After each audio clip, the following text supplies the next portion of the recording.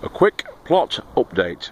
Been a lot going on since last time we did any filming down here. As you can see, the beds have come on quite a bit. Just close the door. So the last couple of days, this is Easter weekend 2018. I was trying to burn some of those bushes that are up the hedgerow that's up there. Started to cut some of it down. I tried to burn it. I took that old tree out that was in the corner over there. Those are the, I don't know if I mentioned these before, but those are the water barrels that Mick from next door gave us. The tree's been taken out that was in the corner, which was there. A thorny tree. Apparently you could take that one down. It was old and it was knackered and it was rotting at the base. So that one's down. It's a hawthorn, I think, or it was. Where the stakes are in the ground at the front here is where the shed's going to be. So it's going to be an 8x8 shed, 8x6, I'm sorry, shed, and it's going to go up to about there. Now, on the back of that is obviously, if you remember from last time, that's the tall wall end. It goes up to just over 8 feet, and then on this side it's going to drop off to the greenhouse bit, which goes down from 8 foot to about 5 foot, and will end about mid bay. Okay, that's to come. But we've got these raised beds. Now what I've done with these ones is that I've got them to a height of just above 1 metre off the ground.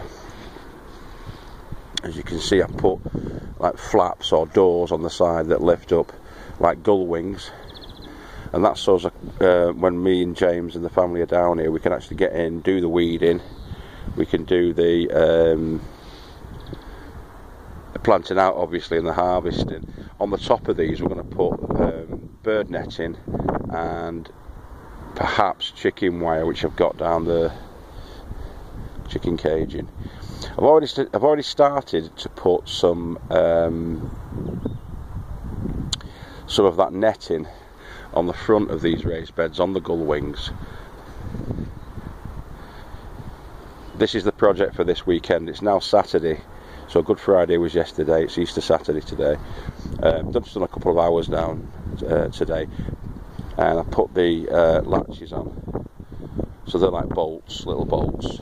And what you do with these ones is you and then like this, it slips out like that, and then these will just come straight up. So they'll just come straight up like that.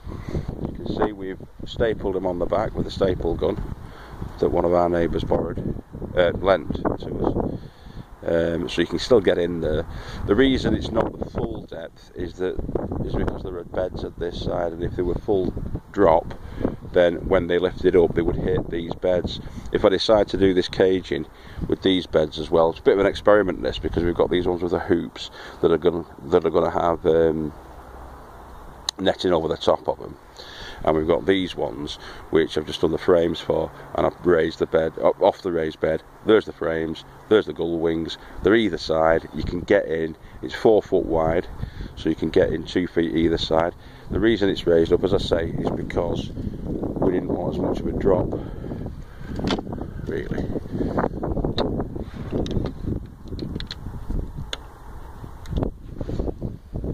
And they'll lock, and we've had problems, as you know, with these things falling out for a start. We've had problems with a fox coming on.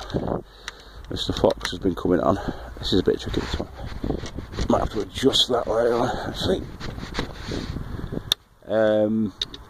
That's going well, isn't it? Anyway, we'll sort that out later. With a fox coming on, and he's still got his paws, or prints of his paws, there.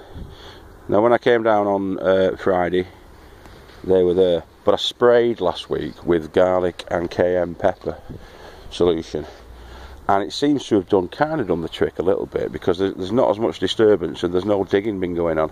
So I think he's come and he's had a sniff around and he's decided, well, I don't like it around here, and off he's gone. So yeah, so I'll just show you underneath these buckets as well. We've got underneath these buckets some rhubarb coming. There you go. See that? I'm going to take those off probably next week and let them crack on. Obviously the mulching's down. That's the pine mulch that we got from beavers when the beavers were chopping down the trees at the back and chipping up. We got that. So that's where we're at right now. What I'm intending to do, I'm not off next week, but the week after I'm off from the 9th, and I've got a full week. We were going to go away, but we're not going to go away now because we can't really rely on the weather and money's a bit tight. So we're going to leave it till summer until we've saved up some money, and then we're going to go away. But next week what we're going to do is I'm going to hopefully put a greenhouse on.